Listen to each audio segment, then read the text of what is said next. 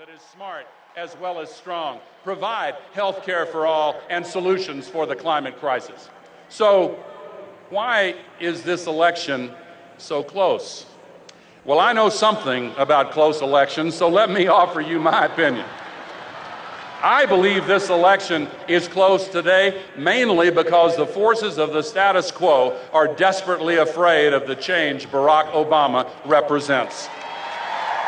There is no better example than the climate crisis. As I have said throughout this land for many years, we're borrowing money from China to buy oil from the Persian Gulf to burn it in ways that destroy the future of human civilization. Every bit of that has to change. Oil company profits, as you know, have soared to record levels, and gasoline prices have gone through the roof, and we are more dependent than ever on dirty and dangerous fossil fuels.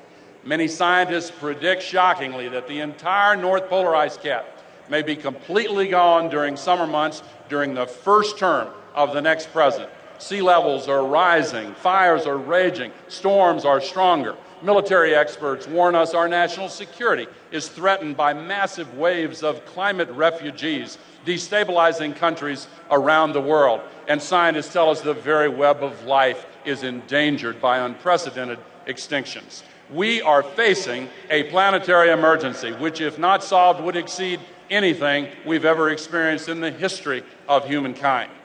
In spite of John McCain's past record of open-mindedness and leadership on the climate crisis, he has now apparently allowed his party to browbeat him into abandoning his support of mandatory caps on global warming pollution. And it just so happens that the climate crisis is intertwined with the other two great challenges facing our nation: reviving our economy and strengthening our national security. The solutions to all three require us to end our dependence on carbon-based fuels. Instead of letting lobbyists and polluters control our destiny, we need to invest in American innovation. Almost 100 years ago, Thomas Edison, our most famous inventor, said, quote, "I would put my money on the sun and solar energy." What a source of power, he continued. I hope we don't have to wait until oil and coal run out before we tackle that. Well, now, in 2008, we have everything we need to start using the sun, the wind, geothermal power, conservation, and efficiency to solve the climate crisis. Everything, that is, except a president in the White House who inspires us to believe, yes, we can. And we know how to fix that. So how did this no-brainer become a brain twister? Because the carbon fuels industry, big oil and coal, have a 50-year lease on the Republican Party, and they're drilling it for everything it's worth. And this same industry has spent $500 million this year alone trying to convince the public that they're actually solving the problem when they're in fact making it worse every single day. This administration and the special interests who control it lock, stock, and barrel after barrel have performed this same sleight of hand on issue after issue. Some of the best marketers have the worst products, and this is certainly true of today's Republican Party.